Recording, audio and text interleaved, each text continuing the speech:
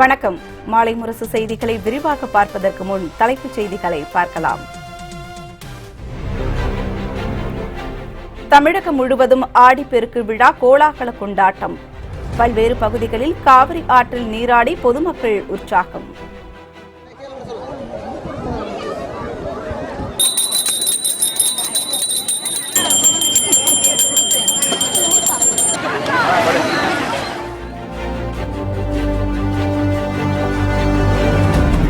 நாத்தில்லா சம்பத் நகைக்கடை நிறுவனத்தின் 328 கோடி மதிப்பிலான சொத்துக்கள் முடக்கம்.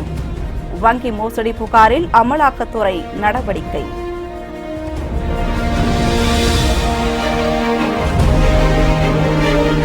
சட்டத்திற்குட்பட்டே 8 வழிச்சாலை திட்டத்திற்கு நிலம் கையகப்படுத்தப்படுகிறது. உயர்நீதிமன்றத்தில் மத்திய அரசு வழக்கறிஞர் விளக்கம்.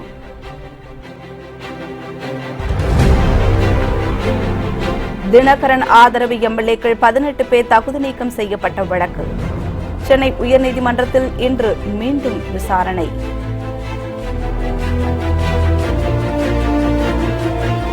காஷ்மீரில் அத்துமீறி துப்பாக்கிச்சூடு நடத்திய தீவிரவாதிகள் 2 பேர் சுட்டுக் கொலை. எல்லை பாதுகாப்பு படை வீரர்கள் அதிரடி நடவடிக்கை.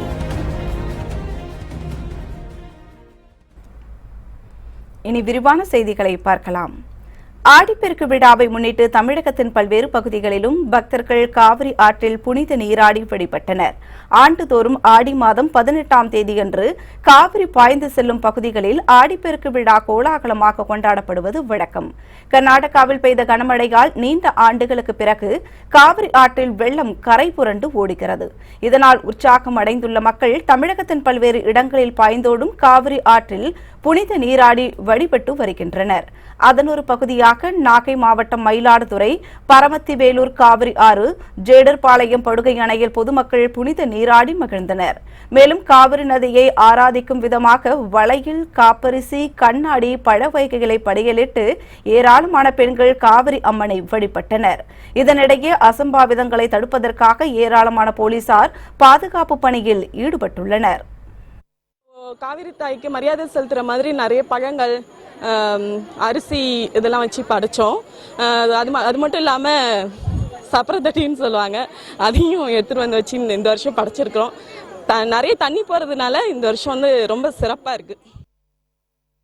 இதேபோன்று கரூர் மாவட்டம் மாயனூர் காவிரி ஆற்றங்கரையில் ஏராளமான புதுமண தம்பதிகள் புனித நீராடி ஆடிப்பெருக்கு விழாவை கொண்டாடினர். முளைப்பாரி எடுத்தும் பச்சரிசி வெள்ளம் உள்ளிட்ட பழங்களை படையலிட்டும் திரளான பெண்கள் வழிபட்டனர். போன வருஷம் 18 போது எனக்கு நல்ல கணவன் அமையணும் அப்படின்ட்டு சாமி கும்பிட்டு போனோம்.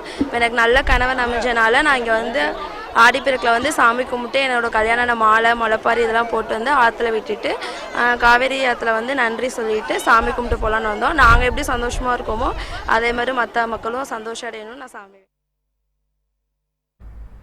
ஆடிப்பெருக்கு விழாவையொட்டி திருவாரூர் கமலாய திருக்குளத்தில் ஏராளமான பெண்கள் காவிரி நதிக்கு பூ பழம் வளையல் உள்ளிட்டவைகளை படைத்து வழிபட்டனர். இதேபோன்று சேலம் மாவட்டம் மேட்டூர் காவிரி ஆற்றங்கரையில் புனித நீராடிய பக்தர்கள் அணைக்கட்டு முனியப்பன் கோவிலில் வழிபாடு செய்தனர். விழாவில் அசம்பாவிதங்கள் நடப்பதை தடுப்பதற்காக மாவட்ட நிர்வாகம் மற்றும் காவல்துறையினர் சார்பில் முன்னெச்சரிக்கை ஏற்பாடுகள் செய்யப்பட்டுள்ளன. நாத்தில்லா சம்பத் நகைக்கடை நிறுவனத்திற்கு சொந்தமான 328 கோடி ரூபாய் மதிப்பிலான சொத்துக்களை அமலாக்கத்துறை முடக்கியுள்ளது. சென்னையில் பிரபல நகைக்கடையான நாத்தில்லா சம்பத் நிறுவனம் போலியான இருப்புகளை காண்பித்து வங்கியில் 380 கோடி ரூபாய் கடன் பெற்று மோசடியில் ஈடுபட்டது தெரியவந்தது. இதனையடுத்து அந்நிறுவனத்தின் மீது சிபிஐ வழக்கு பதிவு செய்தது. இதனை அடிப்படையாக கொண்டு அமலாக்கத்துறையினர் வழக்கு பதிவு செய்தனர். நாத்தில்லா நிறுவனத்திற்கு சொந்தமான 328 கோடி ரூபாய் மதிப்பிலான அசையா சொத்துக்களை அமலாக்கத்துறை முடக்கியுள்ளது. இதில் தாம்பரம், அண்ணா நகர், உத்தண்டியில் உள்ள சொகுசு பங்களா, விற்பனை வளாகங்கள், டி நகரில் உள்ள தலைமை அலுவலகம் ஆகியவை அடங்கும்.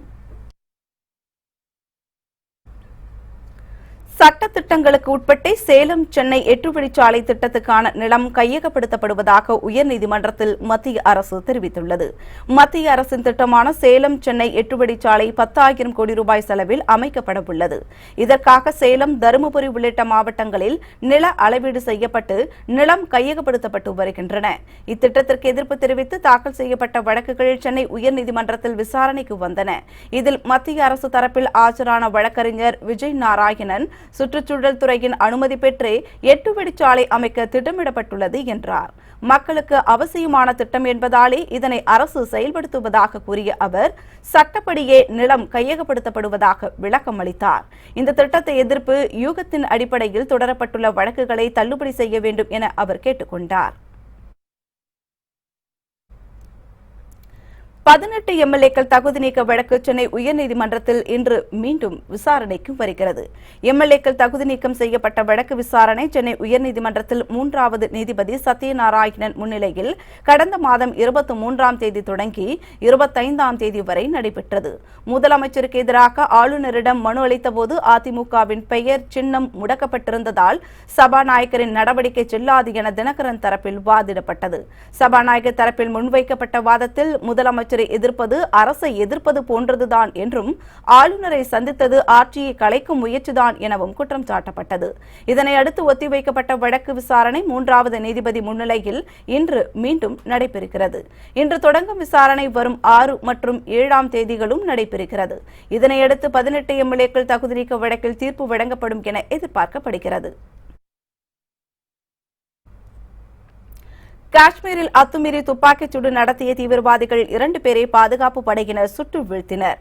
குப்வாரா மாவட்டத்தில் நேற்று அத்துமீறி நுழைந்த தீவிரவாதிகள் மாநில காவல்துறை மற்றும் பாதுகாப்பு படையினர் மீது துப்பாக்கிச்சூடு நடத்தினர். இதில் தீவிரவாதிகள் 2 பேர் பாதுகாப்பு படையினர் சுட்டுக் கொன்றனர். இந்த நிலையில் காஷ்மீர் மாநிலம் சோபூர் என்ற இடத்தில் தீவிரவாதிகள் பதுங்கியிருப்பதாக கிடைத்த தகவலின் பேரில் சம்பவ இடத்திற்கு சென்ற பாதுகாப்பு படையினர் அங்கு சோதனையில் ஈடுபட்டனர். அப்போது அங்குள்ள வீடு ஒன்றில் பதுங்கியிருந்த தீவிரவாதிகள் பாதுகாப்பு படை வீரர்கள் மீது திடீரென துப்பாக்கிச்சூடு நடத்தினர். இதற்கு தக்க பதிலடி கொடுத்த பாதுகாப்பு படையினர் வீட்டில் பதுங்கி இருந்த தீவிரவாதிகள் 2 பேரை சுட்டு வீழ்த்தினர். மேலும் சில தீவிரவாதிகள் பதுங்கி இருக்கக்கூடும் என்பதால் எல்லைப் பகுதியில் தேடும் பணி முடுக்கிவிடப்பட்டுள்ளது. முன்னாள் இந்திய பிரதமர் தேவகவுடா கருணாநிதியின் உடல்நலம் குறித்து விசாரிக்க இன்று சென்னை வருகிறார். திமுக தலைவர் கருணாநிதிக்கு காவேரி மருத்துவமனையில் தொடர்ந்து 7வது நாளாக மருத்துவர்கள் சிகிச்சை அளித்து வருகின்றனர். அவரது உடல்நிலையில் முன்னேற்றம் ஏற்பட்டுள்ளதை அடுத்து நாற்காலியில் உட்கார வைத்து அவருக்கு பயிற்சிகள் வழங்கப்பட்டு வருகின்றன. இதனிடையே நேற்று காலை காவேரி மருத்துவமனைக்கு வந்த கேரள முதலமைச்சர் பினராயி விஜயன் கருணாநிதியின் உடல்நலம் குறித்து ஸ்டாலின் கனிமொழியிடம் கேட்டறிந்தார். பின்னர் செய்தியாளர்களிடம் பேசிய அவர் விரைவில் கருணாநிதி உடல்நலம் பெற அவரது மனதைரியம் காரணம் என்று தெரிவித்தார். All of us know Kalaignar is a fighter by birth itself. In his life, he fought in several fields. Now also, his willpower is succeeding. He is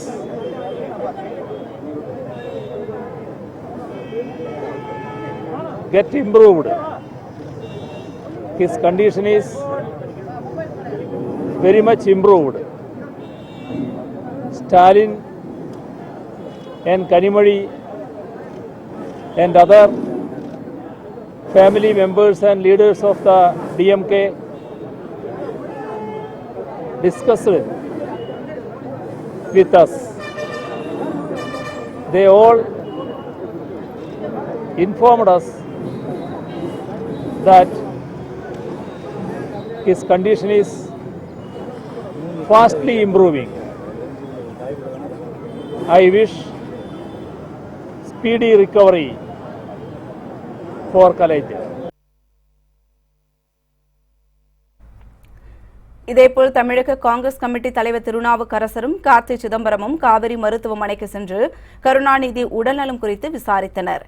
இதனைத் தொடர்ந்து இந்திய யூனியன் முஸ்லீம் லீக் தேசிய தலைவர் காதர் மொய்தீனும் கருணாநிதியின் உடல்நிலை குறித்து ஸ்டாலினிடம் கேட்டறிந்தார்.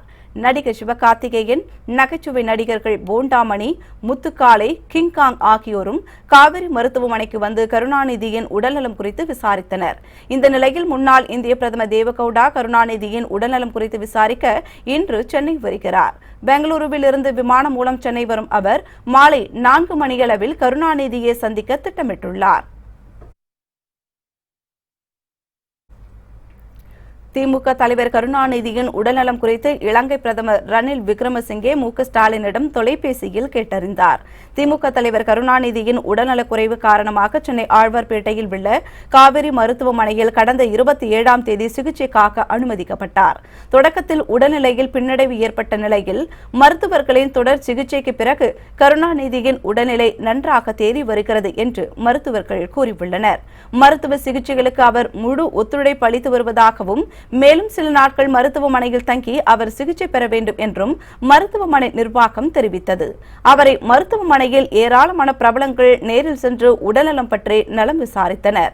இந்த நிலையில் திருப்பதி ஏழுமலையான் கோவிலுக்கு இலங்கை பிரதமர் ரணில் விக்ரமசிங்கே சுவாமி தரிசனம் செய்வதற்காக வந்தார்.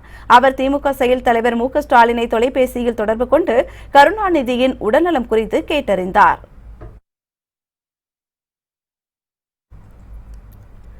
கள்ளக்குறிச்சி அருகே காதலியை நண்பர்களோடு சேர்ந்து பாலியல் பலாத்காரம் செய்து கொலை செய்த காதலன் உட்பட 4 பேரை போலீசார் கைது செய்தனர். விழுப்புரம் மாவட்டம் கள்ளக்குறிச்சி அருகே உள்ள கச்சிராபாளையம் காமராஜர் காலனியை சேர்ந்த அழகப்பிள்ளை என்பவரின் மகள் அமராவதி. இவரை கடந்த 4 நாட்களாக காணாமல் உறவினர்கள் தேடி வந்த நிலையில் நேற்று மாதவச்சேரி சாலையில் உள்ள பாழடைந்த கிணற்றில் சடலமாக மீட்கப்பட்டார்.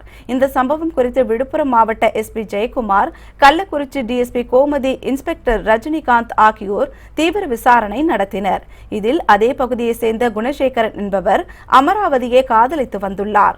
மேலும் அவரை திருமணம் செய்து கொள்வதாக கூறி அழைத்து சென்றவர் அவரிடம் இருந்த 20,000 ரூபாய் பணத்தை பறித்துக் கொண்டு தனது நண்பர்கள் 3 பேருடன் சேர்ந்து அமராவதியை பாலியல் பலாத்காரம் செய்துள்ளார்.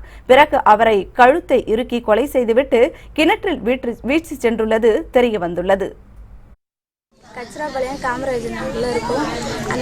அந்த காலனியில் இருக்கிற பையன் குணசேகருங்கிற பையன் 2 வருஷமாக லவ் பண்ணிட்டு இருந்து 30ஆம் தேதி ஃபோன் பண்ணி பாப்பா கிட்ட 20,000 பணம் எடுத்துருவா, நம்ம நைட்டு 8 மணிக்கெல்லாம் போயிடலான்ட்டு காட்டு வழியால் கூட்டிகிட்டு போய் அவன் 2:30 மணிக்கே பாப்பாவை கொண்டு போட்டுட்டான்.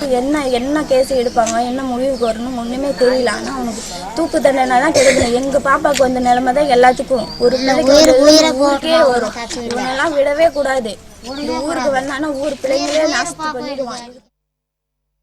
இதையடுத்து குணசேகரன் மற்றும் அவரது நண்பர்களான ரட்சகன், ஆகாஷ், கோமுகிதாசன் ஆகியோரை போலீசார் கைது செய்தனர். பெண்ணோட பிரேதத்தை எடுத்த பிறகுதான் நம்மளோட தீவிர விசாரணையில தான் இது தெரிய வருது.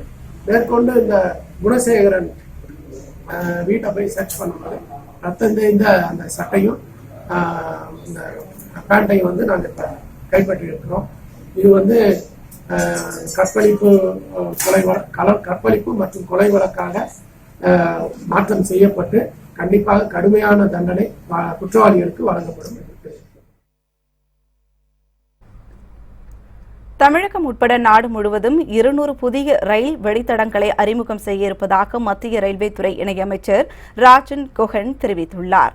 நாடாளுமன்றத்தில் இதுகுறித்து எழுத்துப்பூர்வமாக அறிக்கை தாக்கல் செய்த அவர் நாடு முழுவதும் 200 புதிய ரயில் வழித்தடங்களை அறிமுகம் செய்ய இருப்பதாக விளக்கம் அளித்தார். இதில் தமிழகத்தில் மட்டும் 8 புதிய ரயில் வழித்தடங்களில் அறிமுகம் செய்யப்பட உள்ளதாக அவரது விளக்கத்தில் குறிப்பிடப்பட்டிருந்தது. அண்டை மாநிலங்களான ஆந்திராவில் 18 வழித்தடங்களும், கர்நாடகாவில் 16 வழித்தடங்களும், கேரளாவில் 2 வழித்தடங்களும், தெலுங்கானாவில் 9 வழித்தடங்களும் அறிமுகம் செய்யப்பட உள்ளன. இந்த புதிய ரயில் பாதை திட்டத்தினை நிறைவேற்ற நாடு முழுவதும் அதிக அளவு நிலப்பகுதி மற்றும் வனப்பகுதிகளை கையகப்படுத்த வேண்டியிருப்பதால் அதற்கான காலமும் செலவினமும் அதிகமாகும் என்றார். எனவே இத்திட்டத்திற்கான பட்ஜெட்டை ஒரே தவணையில் ஒதுக்காமல் வருடாந்திர பட்ஜெட்டில் சில கட்டங்களாக ஒதுக்க வேண்டும் என அவர் தெரிவித்துள்ளார்.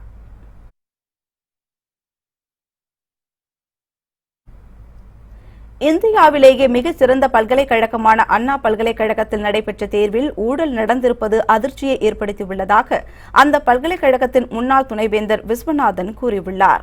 இது தொடர்பாக நாமக்கல் மாவட்டம் திருச்செங்கோட்டில் செய்தியாளர்களிடம் பேசிய அவர், தேர்வில் நடைபெறும் ஊழல்களால் பல்கலைக்கழகத்தின் மீது வைத்துள்ள நம்பிக்கையை பொதுமக்கள் இழந்து விடுவார்கள் என்றார். மேலும் தேர்வுகளில் நேர்மையான ஆசிரியர்களை நியமிக்க வேண்டும் என்றும் விஸ்வநாதன் கோரிக்கை வைத்தார். தேர்வு கட்டுப்பாட்டாளர் மிகவும் கண்ணியமாகவும் நேர்மையாகவும் நடந்து கொள்ள வேண்டும். அதுபோன்ற ஆசிரியர்களை கண்ட்ரோலர் ஆஃப் எக்ஸாமினேஷன் நியமித்தால் இது போன்ற தவறுகள் நடக்காது. இப்படிப்பட்ட தவறுகளை எல்லாம் செய்யும் பொழுது மக்களிடையே கல்வியின் மீது இருக்கிற நம்பிக்கையை இழந்து விடுவார்கள், பல்கலைக்கழகத்தின் மீது இருக்கிற நம்பிக்கையை இழந்து விடுவார்கள். எனவே பொறுப்புள்ள ஆசிரியர்களை தேர்வு கட்டுப்பாட்டாளராக நியமித்தால் இது போன்ற குளறுபடிகளும் தவறுகளும் நடக்காமல் பல்கலைக்கழகத்தை நடத்தி செல்ல வேண்டியிருக்கிறது. மைனஸ் மதிப்பெண்களை பெற்ற மாணவர்கள் நீட் தேர்வால் மருத்துவம் படித்து வருவதாக பாமக எம்பி அன்புமணி ராமதாஸ் நாடாளுமன்றத்தில் வேதனை தெரிவித்துள்ளார். நேற்றைய நாடாளுமன்ற மக்களவை கூட்டத்தொடரில் கலந்து கொண்டு பேசிய அவர், அறிவை அடிப்படையாக வைத்து மட்டுமே மருத்துவக் கல்லூரி இடங்கள் நிரப்பப்பட வேண்டும் என்று கேட்டுக் கொண்டார். நீட் தேர்வின் மூலம் தனியார் மருத்துவக் கல்லூரிகளை வளர்க்க மத்திய அரசு முயற்சிக்கிறதா என அவர் கேள்வி எழுப்பிய அவர், நீட் தேர்வால் மருத்துவ படிப்பில் சேருவோர் தரம் குறைந்துவிட்டதாக புகார் தெரிவித்துள்ளார். இயற்பியல் மற்றும் வேதியியலில் மைனஸ் மதிப்பெண்களையும் உயிரியலில் மிக குறைந்த மதிப்பெண்களையும் பெற்ற மாணவர் நீட் தேர்வினால் மருத்துவம் படித்து வருவதாக கூறிய அவர், இதுபோன்ற கல்வி தரத்தை தான் மத்திய அரசு எதிர்பார்க்கிறதா என கேள்வி எழுப்பினார்.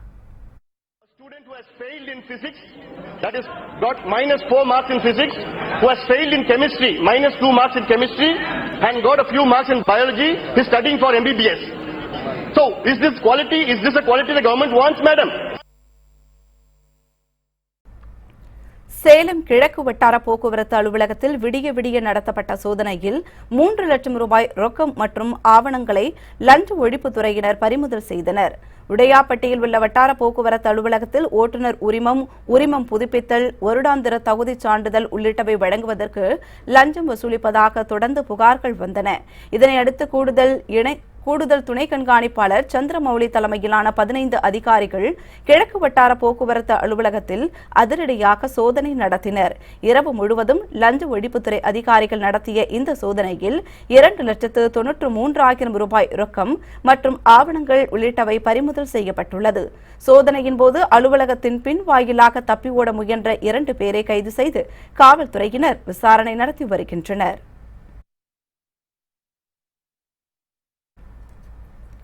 விழுப்புரம் அருகே வேனில் கடத்த முயன்ற 7 லட்சம் ரூபாய் மதிப்பிலான 1330 லிட்டர் எரிசாராயத்தை போலீசார் பறிமுதல் செய்தனர். புதுச்சேரியில் இருந்து விழுப்புரம் வழியாக எரிசாராயம் கடத்தப்படுவதாக மத்திய புலனாய்வு பிரிவு போலீசாருக்கு ரகசிய தகவல் கிடைத்தது. இதனையடுத்து கோலியனூர் பகுதியில் காவல் ஆய்வாளர் கோவிந்தராஜ் தலைமையிலான போலீசார் வாகன சோதனையில் ஈடுபட்டனர். அப்போது அவ்வழியாக வந்த சரக்கு வாகனத்தை சோதனை செய்ததில் ஏராளமான லாரி டயர்களில் சாராய கேன்கள் மறைத்து எடுத்து வரப்பட்டது தெரியவந்தது. சுமார் 7 லட்சம் ரூபாய் மதிப்பிலான 1330 லிட்டர் எரிசாராயத்தை கைப்பற்றிய போலீசார் கடத்தலுக்கு பயன்படுத்திய வாகனத்தையும் பறிமுதல் செய்தனர். மேலும் வேன் ஓட்டுநரை கைது செய்து போலீசார் விசாரணை நடத்தி வருகின்றனர். சோதனை செய்ததில் நார்மலா மேல டயர் தான் இருந்தது. உள்ளார ரகசிய அறைகள் வச்சிருக்காங்க. அந்த ரகசிய அறையில பாத்தீங்கன்னா 38 RS கேன், ஒவ்வொன்றும் 35 லிட்டர் கெப்பாசிட்டி உள்ளது. மொத்தம் 1330 லிட்டர் RS பிடிக்கப்பட்டுள்ளது. இதுல தனசேகரன் என்ற ஒரு குற்றவாளி வந்திருக்காரு. அவரை இப்போ நம்ம பிடித்து விசாரணை செய்து வருகிறோம். அந்த RS எங்கிருந்து வந்திருக்கு, எங்க போகுது, யாருக்கு போகுது அப்படின்றத தீவிர விசாரணை செய்து வருகிறோம். சேலம் 8 வழிச்சாலைக்கு எதிராக நடைபயணம் மேற்கொண்ட மார்க்சிஸ்ட் கம்யூனிஸ்ட் கட்சியின் மாநில செயலாளர் கே பாலகிருஷ்ணனை உள்ளிட்டோர் கைது செய்யப்பட்டனர். அவர்களை விடுதலை செய்ய வலியுறுத்தி அக்கட்சியினர் தொடர் போராட்டங்களில் ஈடுபட்டு வருகின்றனர். சேலம் மாவட்ட ஆட்சியர் அலுவலகம் முன்பாக திரண்ட மார்க்சிஸ்ட் கம்யூனிஸ்ட் கட்சியினர் தமிழக அரசுக்கு எதிராக கண்டன ஆர்ப்பாட்டத்தில் ஈடுபட்டனர். இதேபோன்று ராமேஸ்வரம் பேருந்து நிலையம் முன்பாக மார்க்சிஸ்ட் கட்சியினர் கண்டன ஆர்ப்பாட்டத்தில் ஈடுபட்டனர். தாலுகா செயலாளர் சிவா தலைமையில் நடைபெற்ற ஆர்ப்பாட்டத்தில் அரசுக்கு எதிராக கோஷங்களை எழுப்பினர். ஈரோடு மாவட்டம் கோபிச்செட்டிப்பாளையம் பேருந்து நிலையத்தில் திரண்ட அக்கட்சியினர் பாலகிருஷ்ணனை விடுதலை செய்ய வலியுறுத்தி கோஷங்களை எழுப்பி கண்டன ஆர்ப்பாட்டத்தில் ஈடுபட்டனர். இதேபோன்று திருச்சி மாவட்டம் திருவெரும்பூர் ஒன்றிய மார்க்சிஸ்ட் கம்யூனிஸ்டின் சார்பில் கண்டன ஆர்ப்பாட்டம் நடைபெற்றது. போராட்டத்தில் ஏராளமானோர் கலந்து கொண்டனர்.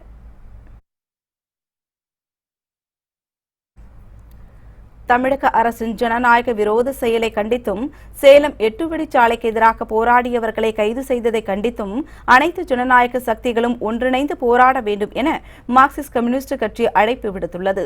இது தொடர்பாக அக்கட்சி வெளியிட்டுள்ள அறிக்கையில் சேலம் 8 வழிச்சாலைக்கு எதிராக நடைபயணம் மேற்கொண்ட மார்க்சிஸ்ட் கம்யூனிஸ்ட் கட்சியினர் கைது செய்யப்பட்டுள்ளதை சுட்டிக்காட்டியுள்ளார்.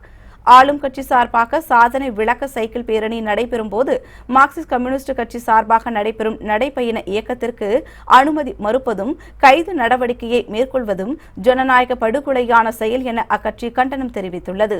மேலும் சேலம் 8 வழிச்சாலை திட்டத்தால் பாதிக்கப்பட்ட மக்களை சந்திக்கக்கூடாது, அரசின் திட்டத்தை விமர்சிக்கவோ எதிர்க்கவோ கூடாது என்ற மாநில அரசின் ஜனநாயக விரோத போக்கை கண்டித்தும் கைது செய்யப்பட்டவர்களை விடுதலை செய்ய வலியுறுத்தியும் அனைத்து ஜனநாயக சக்திகளும் ஒன்றிணைந்து போராட வேண்டும் எனவும் மார்க்சிஸ்ட் கம்யூனிஸ்ட் கட்சியின் மாநில செயற்குழு கேட்டுக் கொண்டுள்ளது.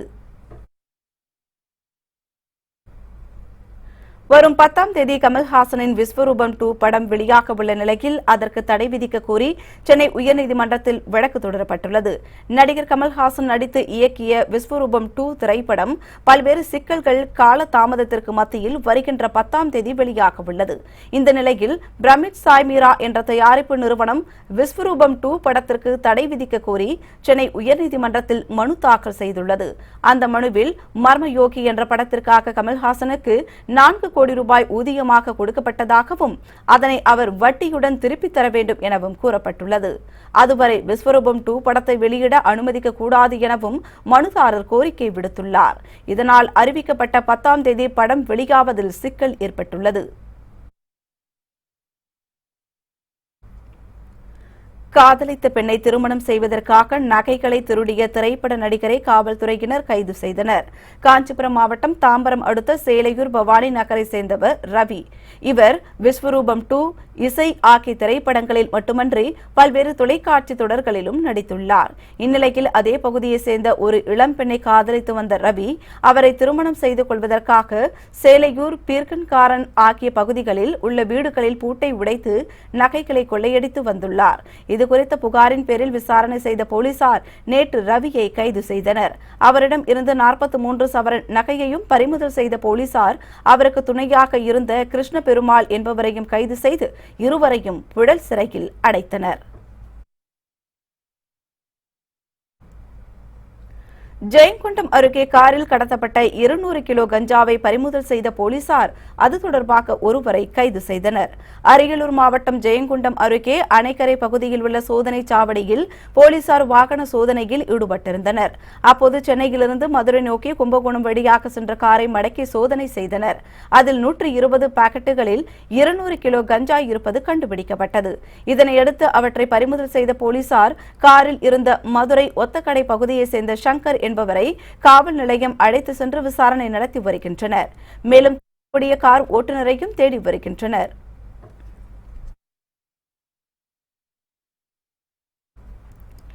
முன்னாள் முதல்வர் கருணாநிதியை போல் நடைபயிற்சியும் உணவு கட்டுப்பாடும் இருந்தால் நீண்ட ஆயுளோடு வாழலாம் என்று திருச்சி மாநகர காவல் ஆணையர் அமல்ராஜ் கூறியுள்ளார்.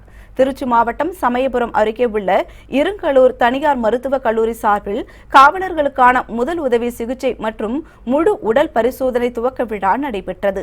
இந்நிகழ்ச்சிக்கு தலைமையேற்று பேசிய திருச்சி மாநகர காவல் ஆணையர் அமல்ராஜ், காவலர்கள் உடல் பரிசோதனை அட்டையை பத்திரமாக வைத்திருக்க வேண்டும் என்றும், காவல் நிலையங்களில் கோப்புகள் காணாமல் போவதாக கூறும் காரணங்களை போன்று அட்டைகளை தொலைத்துவிட்டு காரணம் கூறக்கூடாது என்றும் அறிவுறுத்தினார். அவரு அந்த டைம்ல முதலமைச்சரா பதவி ஏற்கிறாரு 2006. அப்ப அவருக்கு 83 வயசு. அந்த ஏஜ்ல 4:30 மணிக்கு எந்திரிச்சு மினிமம் 1 hour நடப்பாரு. எங்க அறிவாலயத்துல போய் 4:30 மணிக்கு எந்திரிச்சு நடக்கிறாரு. டெய்லி யோகா பண்றாரு. காலையில ஃபுட்டு தேவையில்லாத எதுவும் சாப்பிட்டது கிடையாது. டீ கூட தேவையில்லாததுன்னா சாப்பிட்டது கிடையாது. அவர் கொடுக்குறது மட்டும் தான் சாப்பிடாரு. என்ன சாப்பிடணுமோ அதுதான் சாப்பிடாரு. எக்ஸ்ட்ரா சாப்பிட கிடையாது. அப்படி இருந்த நீங்களும் 96 வயசு வரை இருக்கலாம். தேங்க்யூ.